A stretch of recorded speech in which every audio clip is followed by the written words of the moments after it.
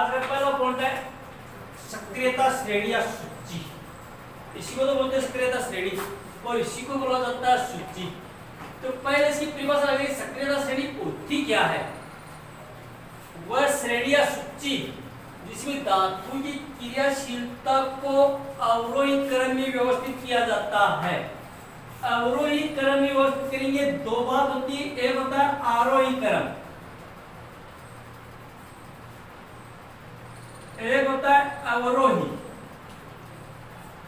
आरोही का मतलब होता है बढ़ता हुआ क्रम, बढ़ेगा आरोही, पहले ज्यादा फिर कम फिर कम फिर कम फिर कम, बढ़ता हुआ, पहले कम फिर ज्यादा फिर ज्यादा फिर ज्यादा। अवरोही का मतलब होता है घटता हुआ क्रम, और उल्टा होता है घटता, और पहले सबसे ज्यादा वाला ऊपर, फिर उससे कम फिर कम फिर कम, आते आते सबसे कम हो जाएगा नीचे।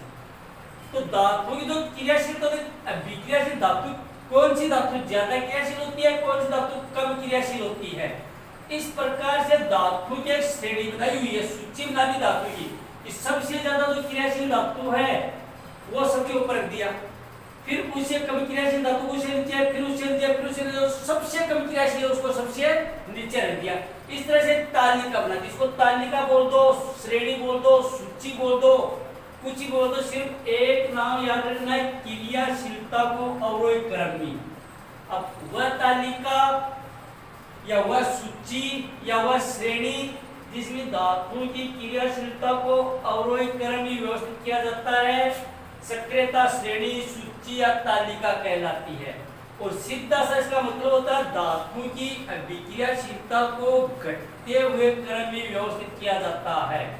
तालिका का मतलब ये है कि तालिका देख के अपन बता देंगे, तीन कोण होती, ऊपरी ऊपर होता है तालिका में सबसे अधिक क्रियाशील धातु, बीच में घटता हुआ क्रम होता है, नीचे सबसे क्रियाशील धातु आती है। दो पर्सन निकलते हैं यहाँ से, एक तो ऊपर से निकलेगा, एक नीचे से निकलेगा। कि प्रकृति में ऐसी कौन सी धातुएं हैं जो सबसे ज्यादा क्रियाशील होती हैं, और प्रकृति में ऐसी कौन सी धातुएं जो सबसे कम क्रियाशील होती। ये दो पर्सन निकालने के लिए ये तालिका बनानी पड़ती है उनको। बाकी कभी भी तालिका के बारे में नहीं पूछा जाता कि तालिका बनाओ, सक्रियता श्रेणी क्या है, तो तालिका बनाकर समझाइए, कभी नहीं आता है। सिर्फ इसकी परिभाषा आती है कभी कभी, और फिर दो पर्सन आते हैं यहाँ से, तो दोनों पर्सनों को देखने के लिए अपन ये तालिका बना ली। और अवरोही क्रम है, इसका मतलब अपन देख के बता दें, तालिका जो ऊपर ऊपर धातु है वो सबसे ज्यादा क्रियाशील है, और नीचे नीचे वो सबसे कम क्रियाशील है। घटता हुआ क्रम है, ऊपर वाली ज्यादा, फिर कम फिर कम फिर कम, और नीचे होते हुए सबसे कम हो जाएगी। ठीक है, तो इसकी परिभाषा दो पर्सन कौन से निकलेंगे? पहला जो पर्सन निकलेगा वो पर्सन निकलेगा प्रकृति में, प्रकृति में सबसे अधिक क्रियाशील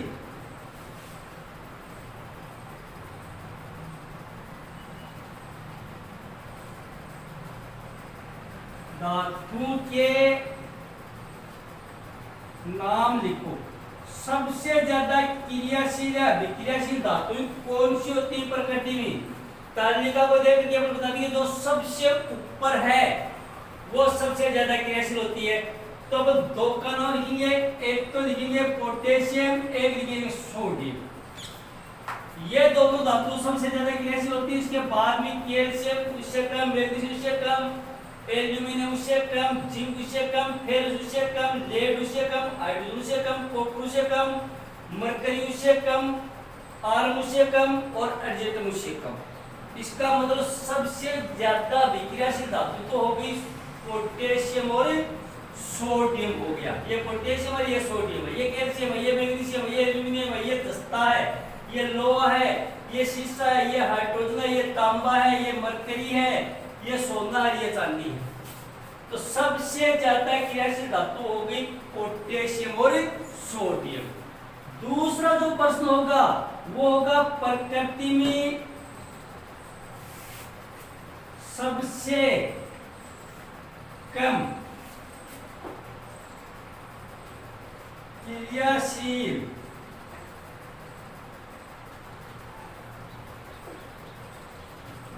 धातु के नाम लिखो। सबसे कम क्रियाशील धातुओं के नाम लिखो, तो तालिका देख के बता देंगे वो सबसे नीचे नीचे हैं, वो सबसे कम क्रियाशील, क्योंकि कर्म कौन सा है, अवरोही है, घटता हुआ कर्म है। तो सबसे नीचे जो दो है, एक तो आरएम सोना और एक कौन सा है, अर्जेंटम चांदी है।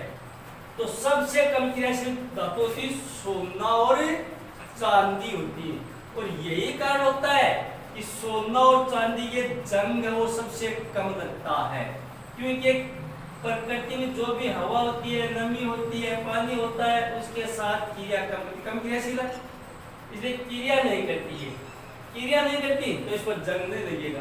तो सबसे कम क्रियाशील ये दो धातु होती है। तीसरा जो प्रश्न आएगा यहाँ पर, अगला जो प्रश्न आएगा वो प्रश्न पहले सुना था आपने,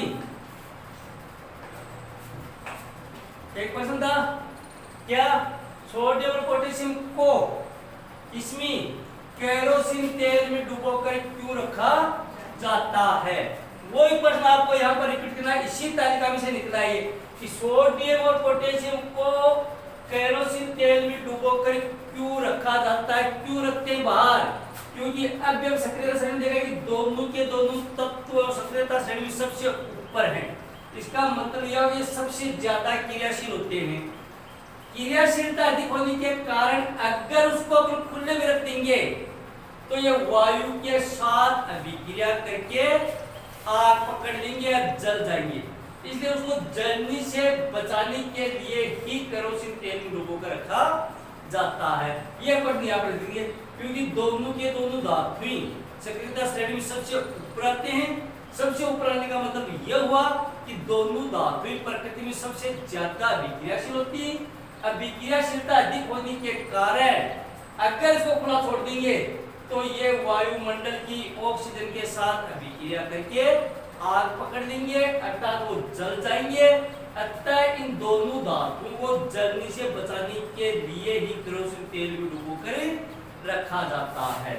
एक प्रश्न आपका ये हो गया।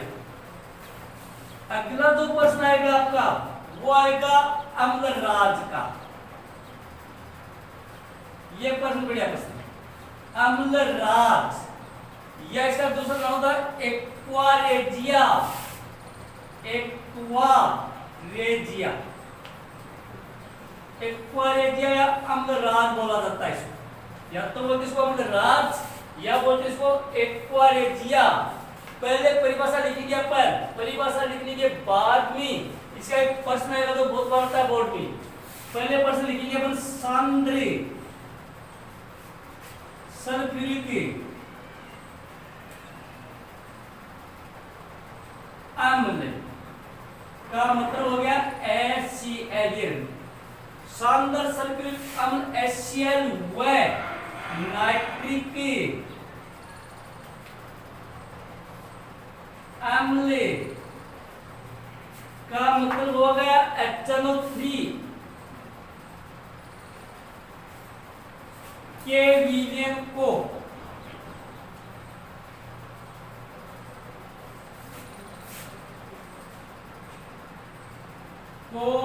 अम्ल राज कहते हैं। इसका मतलब या तो यह परिभाषा लिख दो तीन बड़ी, या फिर यह सूत्र हो गया HCl प्लस HNO3 बराबर क्या बन गया, अम्लराज। ये अम्लराज हो गया। HCl प्लस HNO3 बराबर हो गया अम्लराज। ये सूत्र भी सही है कि HCl प्लस HNO3 बराबर अम्लराज।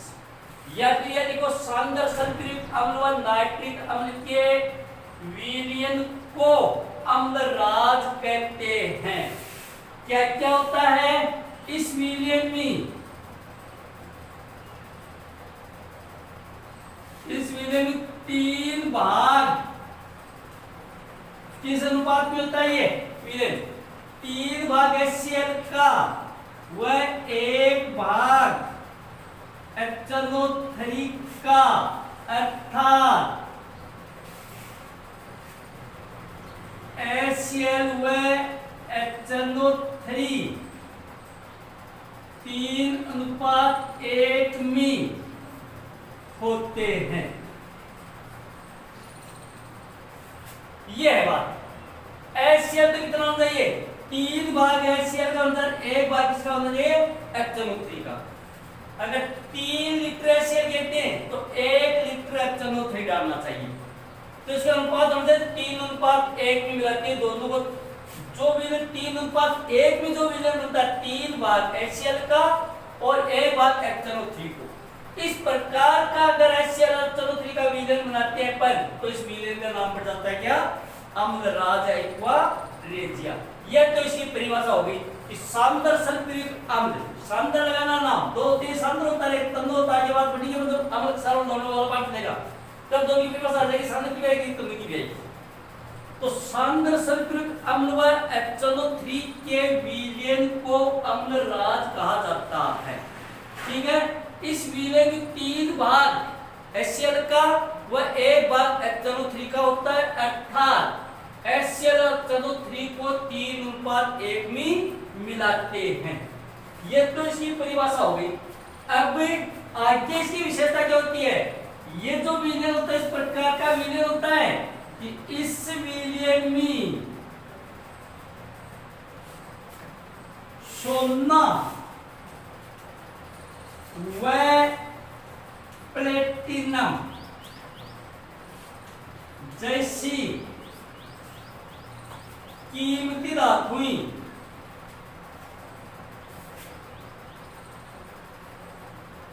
विलय हो जाती हैं।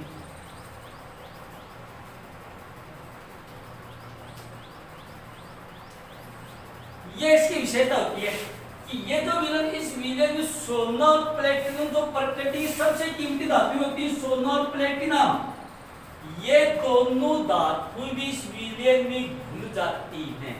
अगर अम्लराज में सोने को डालेंगे तो इसमें घुल जाएगा, प्लेटिनम को डालेंगे तो ये भी इसमें घुल जाएगा, तो दोनों धातु इसमें विलय हो जाती हैं। यह आपके अम्लराज की परिभाषा होती है। और इस प्रकार का कौन सा विलयन है जिसमें सोना और प्लेटिनम जैसी कीमती धातु भी विलय हो जाती है, वो बता देंगे अम्लराज या एक्वा रेजिया। तो यौगिक बोल दो, पदार्थ बोल दो, तत्व बोल दो, दो तत्व बोल दो, दो तत्व ए व बी मिलकर यौगिक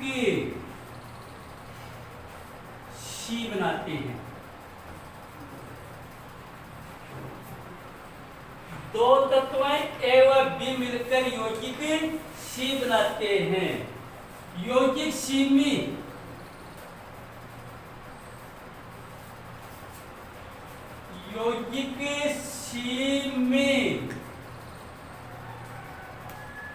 सोना व प्लेटिनम जैसी कीमती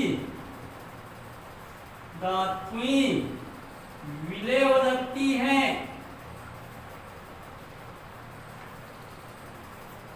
विलय हो जाती हैं। तत्व ए व बी का ए बी व सी का नाम लिखिए। यह प्रश्न बहुत बार रिपीट होता है बोर्ड में कि दो तत्व एक नाम ए है, एक का नाम बी है, दोनों मिलकर के यौगिक सी बनाते हैं। और सी इस प्रकार का यौगिक है जिसमें अगर सोना और प्लेटिनम डालेंगे तो वो भी इसमें विलय हो जाएंगे। तो यही से पकड़ी है सोना और प्लेटिनम कीमती धातुएं किस विलयन में घुल जाती हैं, विलय हो जाती हैं। तो अपन को अगर यह पता होता है कि सोना और प्लेटिनम वो अम्लराज में घुल जाती हैं तो अपन ये प्रश्न हल करते हैं, अन्यथा अपन से हल नहीं होगा। अगर यहाँ से उत्तर पकड़ेंगे कि सोना और प्लेटिनम जैसी कीमती धातुएं किस विलयन में विलय होती हैं, अगर इस बात का पता लग गया तो फिर अपन प्रश्न को ऐसे पकड़ लेंगे। अम्लराज में घुलती है और अम्लराज किससे बनता है, एक तो HCl से बनता है और एक HNO3 से बनता है। इन दोनों से बनता है, इसका मतलब A बराबर हो गया HCl और B बराबर हो गया HNO3 और C बराबर हो गया अम्लराज। ये उत्तर हो गया। लिखना कुछ भी नहीं है, बस यहां से पकड़ना है। यहां से अगर पकड़ में आ गया प्रश्न तो फिर उत्तर लिख देंगे अपन। ठीक है, तो एक ये प्रश्न आपका अम्लराज से संबंधित, अम्लराज की परिभाषा और अम्लराज का प्रश्न। अगला जो प्रश्न वो आपका है, प्रकृति में ऐसी कौन सी धातु होती जो उष्मा की कुचालक सुचालक तो सारी होती, लोहा सुचालक होता है, तांबा सुचालक होता है, चांदी सुचालक होती है, एल्यूमिनियम सुचालक होता है, लेकिन ऐसी कौन सी धातु होती जो उष्मा की कुचालक होती? तो दो का नाम ये, एक तो लेड शीशा और एक ये मरकरी पारा। ये दो धातु इस प्रकार की होती है प्रकृति में जो क्या होती है उष्मा की कुचालक होती, उसमें से उष्मा प्रवाहित नहीं होती है। अगला जो पॉइंट आता है वो होता है उभयद्रव्यी ऑक्साइड। परिभाषा है, उभयद्रव्यी ऑक्साइड किसको बोलते हैं अपन? तो परिभाषा करेंगे ऐसे धातु ऑक्साइड, क्योंकि नाम ऑक्साइड है तो धातु की ऑक्साइड होती है। तो इस प्रकार के धातु ऑक्साइड जो अम्ल और क्षार दोनों से क्रिया करता है, अम्ल से भी क्रिया करता है और क्षार से भी क्रिया करता है।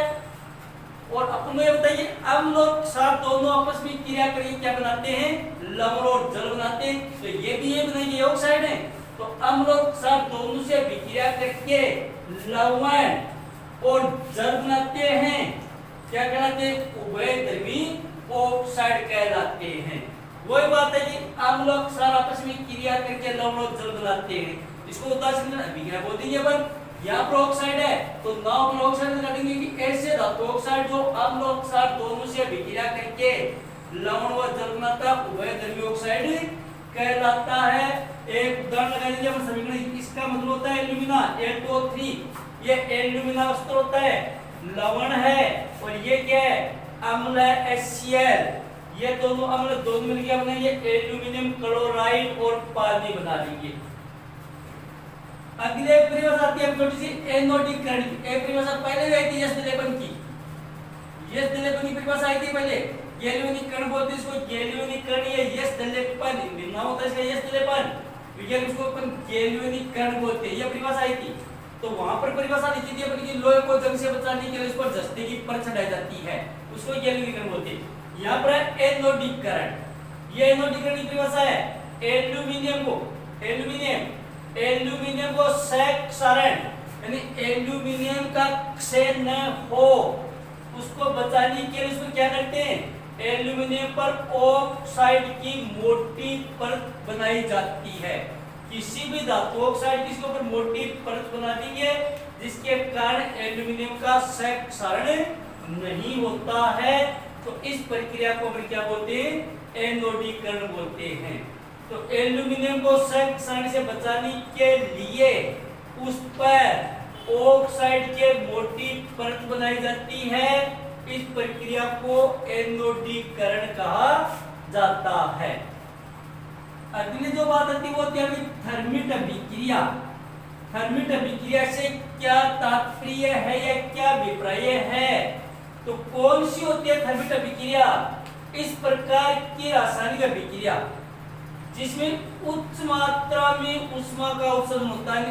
ऊष्मा है वो उच्च मात्रा में उत्सर्जित होती है जिसके कारण धातु गलित अवस्था में आ जाती है। यानी इतनी ज्यादा मात्रा में ऊष्मा उत्सर्जित होती है कि कोई भी धातु अगर इस अभिक्रिया में भाग लेती है तो गल जाती है, ठोस अवस्था से द्रव अवस्था में आ जाती है। तो इस प्रकार की रासायनिक अभिक्रिया जिसमें उच्च मात्रा में ऊष्मा का उत्सर्जन होता है जिसके कारण धातु वो गलित अवस्था में आ जाती है, धातु गल जाती है, धातु की अवस्था बदल जाती है, थर्मिट अभिक्रिया कहलाती है। कहां पर होता है इसका उपयोग? उच्च मात्रा में उसका उत्सर्जन देने वाले विकिरण उपयोग कहां पर होता है?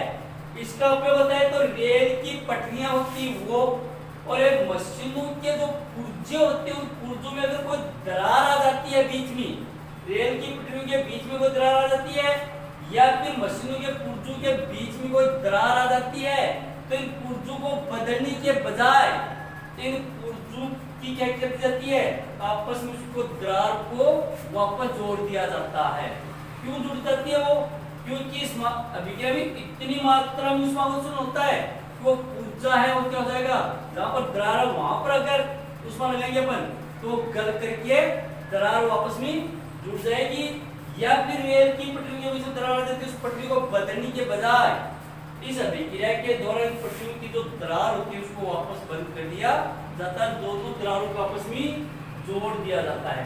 तो उपयोग आता है इसका ज्यादातर परीक्षा में कि थर्मल अभिक्रिया का दो उपयोग लिखे तो अपन बता देंगे, तो रेल की पटरियों की दरारों को जोड़ने में और एक मशीनों के पुर्जों में जो दरारें आ जाती हैं उन दरारों को आपस में जोड़ने के लिए थर्मल अभिक्रिया का उपयोग किया जाता है। आगे प्रश्न आएगा बघा, आयनिक यौगिक। आयनिक यौगिक की परिभाषा और इसके गुणधर्म क्या क्या होते हैं। पहले से परिभाषा लगाइए अपन कि धातु से अधातु, धातु से जब अधातु में इलेक्ट्रॉनों का स्थानांतरण इलेक्ट्रॉन की अदला बदली होती है, चाहे धातु से अधातु में इलेक्ट्रॉन जाए या अधातु से धातु में इलेक्ट्रॉन जाए, इस प्रकार इलेक्ट्रॉन के स्थानांतरण से तो यौगिक बनते हैं, उन यौगिकों को आयनिक यौगिक कहा जाता है। तो एक लाइन याद रखिए, धातु से अधातु में इलेक्ट्रॉनों के स्थानांतरण से बने यौगिकों को आयनिक यौगिक कहा जाता है। जैसे ये बन गया सोडियम और क्लोरीन, तो सोडियम क्लोराइड बन गया, नया यौगिक बन गया। तो इस तरह के स्थानांतरण को अपन आयनिक यौगिक बोलते हैं। एक यहाँ से प्रश्न आएगा वो बताएंगे अपन कि आयनों का यौगिकों का आदान प्रदान होता कैसे है। बहुत बार पहले आया था, धातु से धातु में यौगिकों का स्थानांतरण होता है, जो यौगिकों को आयनिक यौगिक बोला जाता है।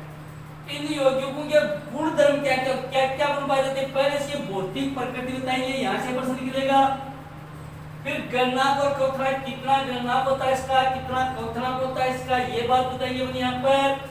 घुलनशीलता, आयनिक यौगिक किस पदार्थ में घुलते हैं, किस पदार्थ में नहीं घुलते, यहाँ से प्रश्न निकलेगा। और विद्युत चालकता, आयनिक यौगिक विद्युत के सुचालक होते हैं, कुचालक होते हैं, ये बात भी तुमको बतानी पड़ेगी। सबसे पहले अपन यहाँ पर प्रश्न ले लेंगे कि जो परिभाषा है उस परिभाषा को देखेंगे अपन परिभाषा सही है नहीं है, कि धातु से धातु में इलेक्ट्रॉन के स्थान से जो यौगिक बनता है उसको आयनिक यौगिक बोलते हैं। उदाहरण बनाया सोडियम का और क्लोरीन का, बनाया है सोडियम क्लोराइड, ये बनाया अपने। अब सोडियम है, आवर्त सारणी में इसका परमाणु क्रमांक कितना होता है, सोडियम का परमाणु 11 होता है, इसका परमाणु क्रमांक कितना होता है, 17 होता है। जरा बनते कैसे हो, इसका 11 होता है, इसका 17, इसमें इलेक्ट्रॉन संख्या 11, इसमें इलेक्ट्रॉन संख्या कितनी है, 17। अब ये आपका सोडियम बहुत बार उदाहरण आता है, ये 11 सोडियम, एक सूत्र होता है 12 इलेक्ट्रॉन बढ़ने का, जो आवर्त वाले पार्ट में अगर पहले लिया हुआ है 12 का, तो 12 n का मतलब होता है कक्ष, और कक्ष की संख्या 1 2 3 4 5 होती है, के मान लो तो होती है आपकी, तो पहली कक्ष में 24 से 2 इलेक्ट्रॉन आ जाएंगे, दूसरी कक्ष में 24 से कितने आ जाएंगे, 8 आ जाएंगे, 8 इलेक्ट्रॉन आ जाएंगे, और तीसरी कक्ष में 12 से कितना बच गया, 1 बच गया। ये तो समझने की बात है, पहली बात है 12 n का मतलब n की जगह 1 रख देंगे, n की जगह 2 रख देंगे, 3 रख देंगे, निकाल देंगे। तो पहले में 2 आ जाएंगे, दूसरे में 8 जाएंगे, तीसरे में कितने आ जाएंगे, 1 आ जाएगा। दूसरी बात होती है आपकी क्लोरीन, क्लोरीन का 17 होता है, तो वही पहले में 2 आएंगे, दूसरे में कितने आएंगे, 1 2 3 4 5 6 7 और 8 आ जाएंगे, और तीसरे में फिर 10 और 7 बच गए, तो 1 2 3 4 5 6 और 7 हो गया। इसमें 11 है, इसमें 17, इसकी अंतिम कोश में 1 है, इसकी अंतिम कोश कितनी 7 है। तो इलेक्ट्रॉन का आदान प्रदान कैसे होता है, एक जो पार्ट आगे आएगा इसमें आएगा न्यूलैंड, वैज्ञानिक का नाम है न्यूलैंड। न्यूलैंड का एक नियम आएगा जिसका नाम होता है एस्टेक। न्यूलैंड का एस्टेक नियम, एक नियम ना था न्यूलैंड नाम के वैज्ञानिक ने, जिसका नाम होता है एस्टेक। एस्टेक नियम मतलब न्यूलैंड का एस्टेक नियम क्या, बहुत बार परीक्षा में आया हुआ न्यूलैंड का एस्टेक नियम। न्यूलैंड ने क्या बताई थी बात, न्यूलैंड ने बताई थी कोई भी तत्व या परमाणु है वो इलेक्ट्रॉन का स्थानांतरण तब तक करता रहता है जब तक उसकी अंतिम कोष में इलेक्ट्रॉन की संख्या 8 नहीं हो जाती है, या फिर इसका अष्टक पूर्ण नहीं हो जाता है, तब तक इलेक्ट्रॉनों का स्थानांतरण चलता रहता है। और जब इनका अष्टक पूरा हो जाएगा, अष्टक मतलब अंतिम कोष में इलेक्ट्रॉनों की संख्या 8 हो जाएगी, तो फिर इलेक्ट्रॉन का आदान प्रदान करना वो बंद कर देगा। तो अब अष्टक पूरा करने के लिए यहाँ पर 1 है, यहाँ पर 7 है, तो अष्टक पूरा करने के लिए इसको 7 इलेक्ट्रॉन चाहिए, और इसको अष्टक पूर्ण करने के लिए कितना चाहिए, 1 इलेक्ट्रॉन चाहिए। ठीक है, तो नियम यहाँ पर यह भी होता है कि जिनका दावा प्रबल होता है वो कभी भी इलेक्ट्रॉन का त्याग नहीं करता, क्योंकि इसके पास ज्यादा इलेक्ट्रॉन है। तो इसको तो सिर्फ 1 चाहिए, इसको 7 है, तो वो क्या करेगा, सोडियम वाला सोडियम इलेक्ट्रॉन का स्थानांतरण किए किसको दे देगा, क्लोरीन को दे देगा। क्लोरीन को देते ही इसकी एक कोष खत्म हो जाएगी, तो इसकी तो अंतिम कोष ये हुई, ये तो यहाँ पर 8 पूरा हो गया, और इसकी अंतिम कोष ये पूरी यहाँ पर 8 पूरा हो गया। इस तरह से इलेक्ट्रॉनों के आदान प्रदान से यौगिक बनते हैं, और इन यौगिकों को बोलते हैं अपन आयनिक यौगिक। यहाँ पर ये तत्व है, ये तत्व है, ये क्या है, दो तत्व मिला का यौगिक बन गया, तो सोडियम क्लोराइड का निर्माण हो गया। ये तो सीधा है। अब इसको संख्या के रूप में दिखाएंगे, 2-3 तत्व, एक सोडियम का उदाहरण है, एक मैग्नीशियम का उदाहरण है, क्लोरीन का उदाहरण है। यहाँ से 2 बोर्ड में प्रश्न आता है 1 नंबर वाला, वो अपना के बात करेंगे।